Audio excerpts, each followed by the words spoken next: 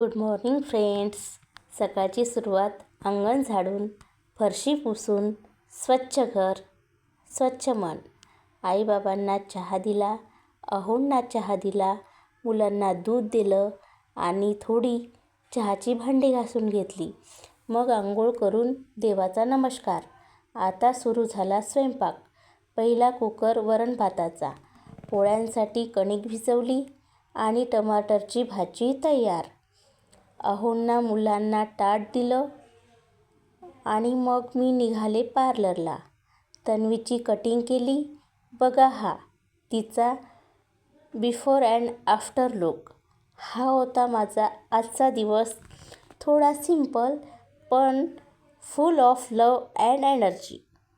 चलो मग भेटू नंतरच्या व्हिडिओमध्ये. बाय.